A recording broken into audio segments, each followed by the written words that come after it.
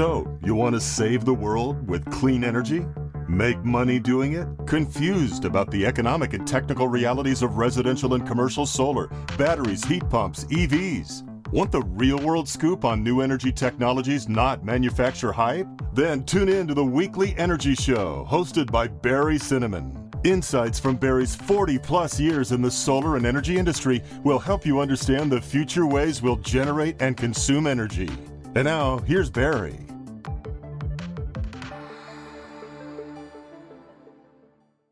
Welcome to this week's Energy Show. Now, California set some really aggressive goals to reduce greenhouse gas emissions. Senate Bill 32 was planned to reduce greenhouse gas emissions 40% below the 1990 levels by 2030.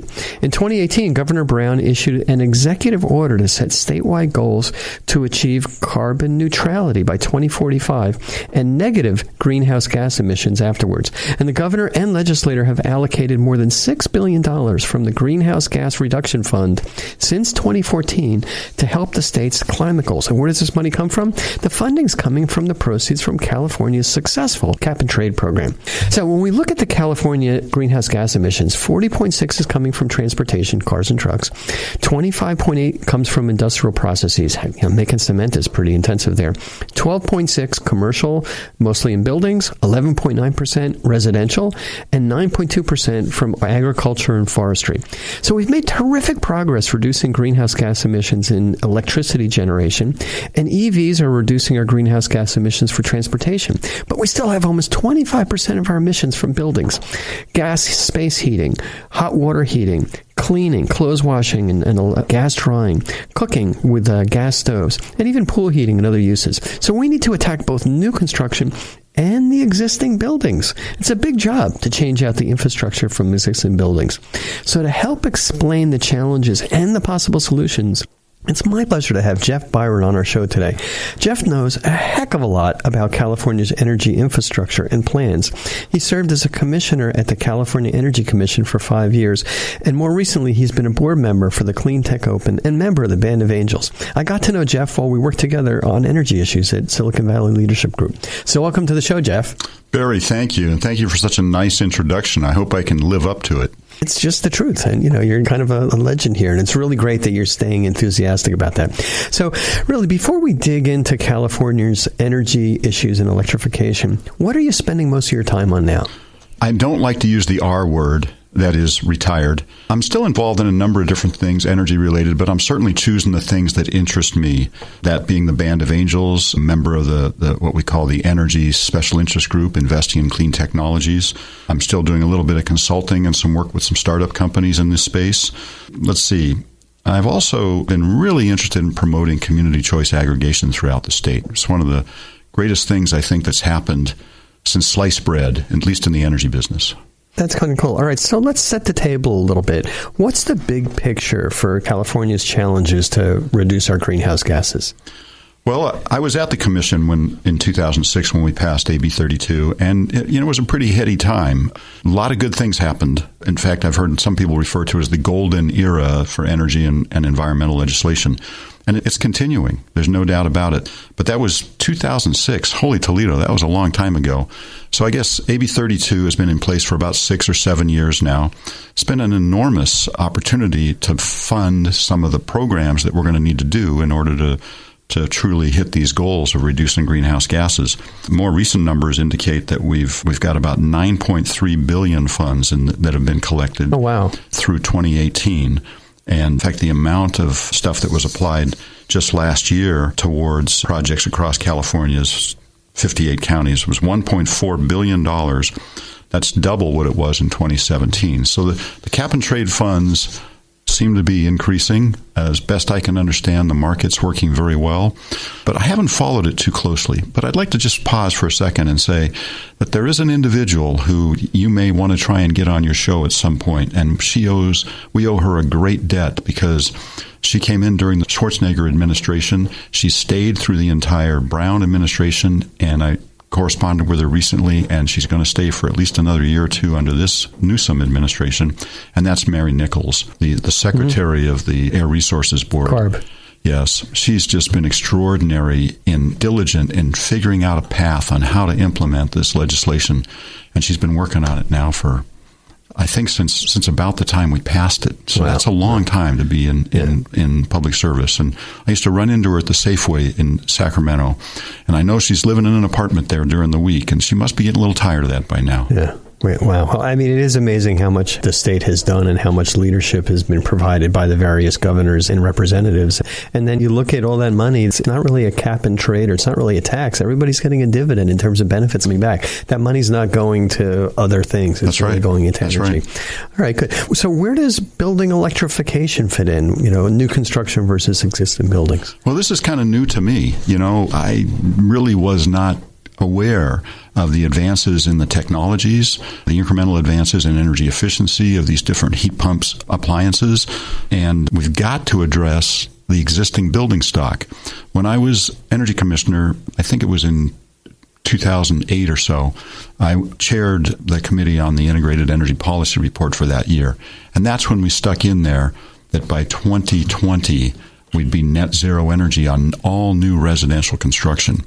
Well, we could kind of see how we can get there, but it's a push. And so now here we are on the verge of hitting 2020, and sure enough, the codes are going to be requiring this kind of thing. It's easy to get to net zero because all you need is more solar panels, and maybe we can find some solar contractors that are going to put that in. But no, it's quite doable. And implementing energy efficiency programs so you get your load down, et cetera. But how do we do it for the existing building stock? And there's a lot of pushback. The real estate industry does not want to do anything that impairs a transaction on the sale of a house. So we can't weasel our way in, if you will, at that point to make some changes. It's a difficult subject. So really, I think what we're finding is consumers, there are lead consumers out there, key decision makers, people that are willing to try and address this issue, and we're beginning to see that happen. It's just the tip of the sword at this point, but we're talking, there's a lot of folks that are now beginning to do this. Right. And then we'll go into a little bit more detail in this in a minute, but the thing that's surprising to me is there aren't a lot of pioneers that are out there that are saying, I want to just make my existing home greenhouse gas neutral, carbon neutral. And you're going through it. I have a few friends that have gone through it. I'm going through it. It's surprisingly easy and surprisingly hard in a few regards. And you don't know until you kind of dig into it. Yeah, absolutely. Right. And I think maybe this goes without saying, but it's good to back up a second and say, what are we trying to do here? We're trying to decarbonize the electric power industry. We're trying to decarbonize the transportation sector. We're trying to reduce greenhouse gases. And you can do this without burning fuel. Without burning fossil fuel. And that's the extraordinary transformation that's happened. I never thought I'd see it in my lifetime. And here it is, all happening in the last 5 or 8 years. I see it as being incredibly feasible, really easy to buy a new home, a standard home, as long as the installation's good and you got solar panels on the roof. These appliances that are going to help you get to zero net carbon are standard. They're easier to put in. If you look at the research, it's cheaper to put in electric appliances than to run gas from the street. It's doable. So the existing building stock houses commercial buildings. That's kind of where we have more of a challenge. And I think watching my former commission that I was formerly a part of, I don't think they're going to license another natural gas power plant in the state going forward. So there's a lot of things we could talk about this, but California is on this road, and I think it's going to work. Yeah, we'll get there. All right, let's kind of zoom in and find out what individuals can do. Tell me, or just kind of dive right in, tell me the specifics of the project that you're in the middle of to try and get to zero net carbon. Well, of course, it starts with me thinking about how can I decarbonize my life if I'm going to put these kind of requirements and recommendations in policy reports at the state level. We need to, walk the walk, if you will. Yeah. So I've got basically 4 appliances, 5 if you count my car. I went to an electric car probably 6 or 7 years ago.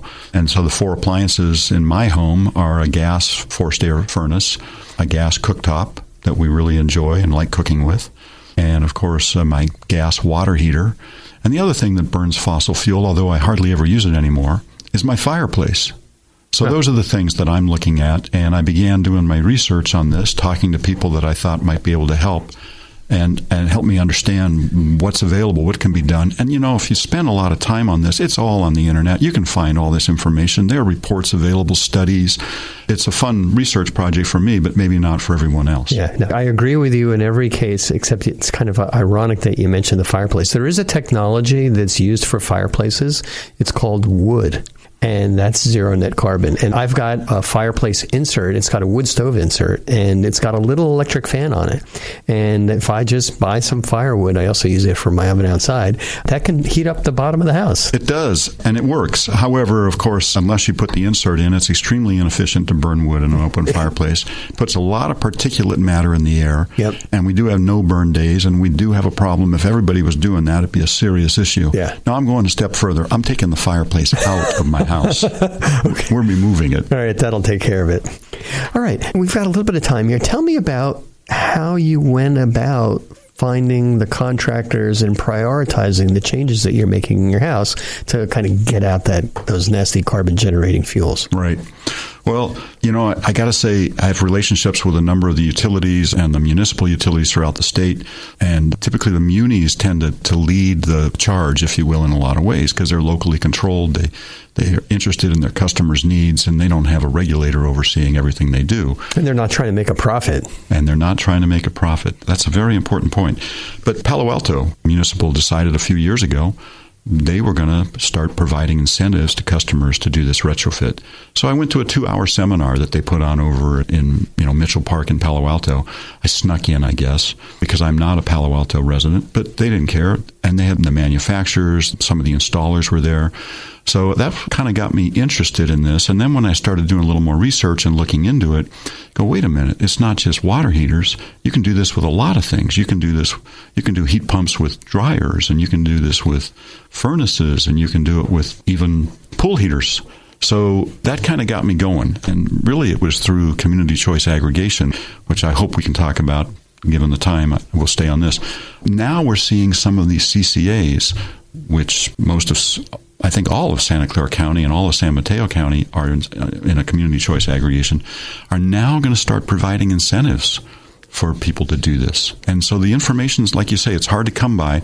Identifying contractors, all these things were difficult to figure out. And this is my business, my industry. You would hope I'd be able to figure it out, but it was challenging. Yeah. So what are you doing? Tell me about the changes you're making kind of, right now. Well, just yesterday, I had a gentleman come out, a contractor, and change out my hot water heater.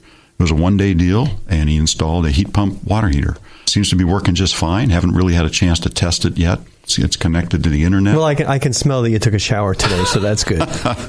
Yeah. So as far as we know, it's working just fine. But the efficiency, this thing's probably 40 or 50% more efficient than the natural gas heater that we just replaced.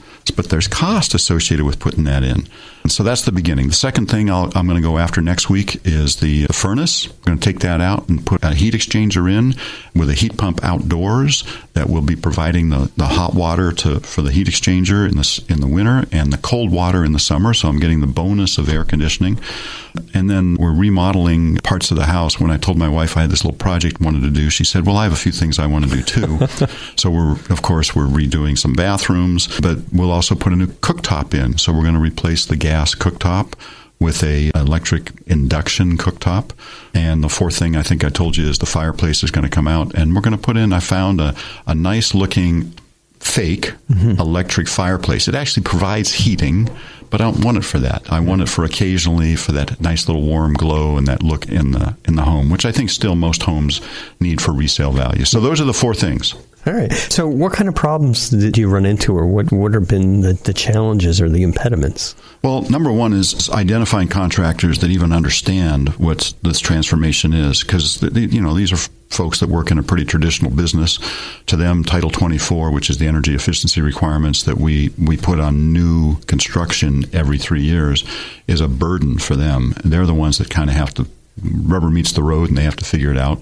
Is that necessary for retrofits, or is it mostly for new construction? No, it's just the attitude, if you will, I'm trying to convey. I had a contractor come out, an HVAC guy who was recommended to me, and I told him what I wanted a bid on, and he gave me a bid on a conventional furnace. And I go, no, what part didn't you understand? Same thing happened when I wanted to get a bid on my domestic hot water heater. I said I wanted a heat pump hot water heater, and he was like, you're going to get a flash heater or an electric heater. It's like, no, it's a heat pump. And he's like, all right, I got to look for somebody. So that's the challenge, is finding the individuals, the contractors that have some experience in this regard, identifying what the piece of equipment is, because at the end of the day, you want the most efficient, you want the one that'll have the best, longest lasting life and has a good performance record. So those are the challenges. Then you have to, of course, remember that you're basically reducing your gas demand, which is a good thing.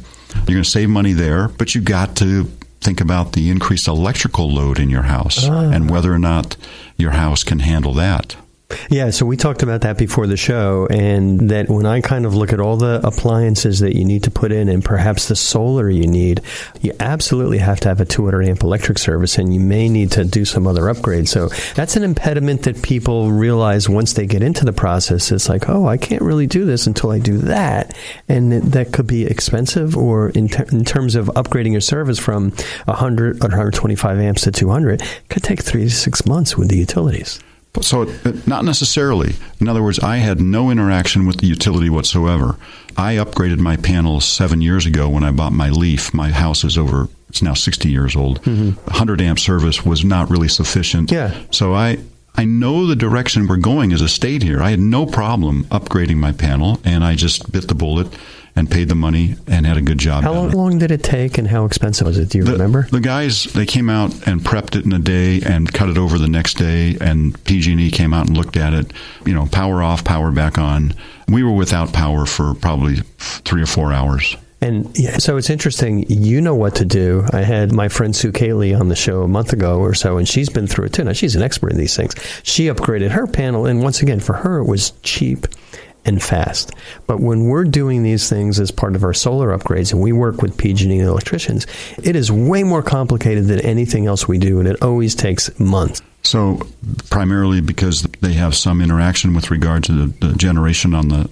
There's some safety concerns? What's the reason? No. It's just if you contact PG&E and probably other utilities too, there are incentive programs that they don't tell you about. There's shorter and faster ways to do it. But if you kind of go through the regular process, for example, in San Jose, in order to shut the system off, you need to coordinate with the utility. You need to coordinate with the city of San Jose. And on that same day, they all have to be there to turn the power off and turn it on again. And so just the mere coordination for a normal electrician to do this is tricky. So that's one of the gotchas, one of the impediments. And also, if you have an underground electric service, right, that's going to be expensive. That could be very expensive if indeed they need to pull new wire. And of course, typically, I think most people would hire the utility to do that, whatever's on that side of the meter.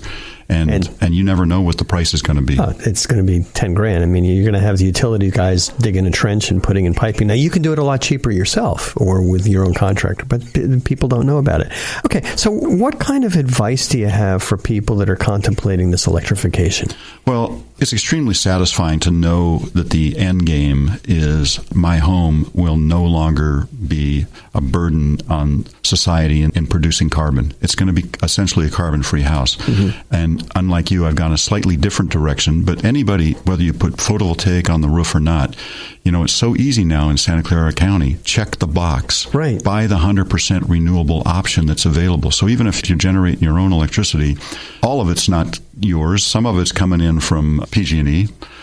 Check the box. Buy the 100%. So the CCAs allow anybody to purchase zero carbon electricity, and then really the net benefit of solar as well. With solar, you can just get that electricity a lot cheaper, and also with a battery. So the end game is that I've decarbonized my house and I've decarbonized my transportation. So I feel pretty good about that. Of course, we were also talking before the show about a recent trip I went on to Europe, so that blows my carbon budget right out of the water. But this is the direction California's headed, and I really think people should start thinking about it. If they're interested in doing something now, changing out the LED bulb, changing out the light bulbs to LEDs in their house is the biggest and fastest, best thing. No brainer. And this one, it's not cheap, But this one is also has an enormous impact because now there's no carbon. Yep. All right, so let's talk a little bit about CCAs and how you see that evolving. Well, CCAs has kind of been dormant legislation. It was actually passed after the electricity crisis in 2000. So I think it was 2002 it was put in place, and Marin Clean Energy was the first one out of the box. And they had a tough road. They had a lot of opposition. Let's just say that the investor-owned utility that serves them was not very happy about it. There was even a ballot initiative that they put forward to try and stop this that failed. So once they pioneered that path, and I think the utilities in general blundered terribly because they brought this to everybody's attention, cities and counties started looking at it and they realized, whoa, there's something there. And now about a third of the state has moved over to putting local control around the purchase of their electricity, primarily to address their greenhouse gas reduction plans that they have to do by legislation. I think this is one of the best things that's come along in a long time. It puts everything in local control. As you pointed out earlier, you're not supporting a for-profit company around the purchase of this power, because like a municipal utility in that regard. But the thing I'm very excited about, besides the fact that they can put in 100, and they're all moving towards 100% renewables, is they can also initiate programs at the local level that meet the desires of their constituents. Just in the last couple of days, for instance, Silicon Valley Clean Power announced a rebate program for heat pump water heaters. Right. They also have a rebate program to offset the cost of upgrading your electric service. So I think it's $4,500 for both Silicon Valley Clean Energy and upcoming San Jose Clean Energy to put in a heat pump hot water heater and upgrading your electric service. And if you're a care customer, you can get even a bigger rebate. Right. So I'm very keen on this for all the first things I said, but really I'm interested in the programs because at the state level, we mandated a lot of stuff that our investor-owned utilities were supposed to do to address energy efficiency. And we spent probably on the order of about $1 billion a year on that. And it hasn't been as effective, I think, as community choice aggregation can be. Yeah, I agree. All right, good. Well, what do you do in your spare time besides decarbonizing? Well, that's a fun little project. I'm having a really good time. I'm working with a couple of nonprofits that are near and dear to my heart and some travel with my wife. We're really enjoying the empty nest and this time.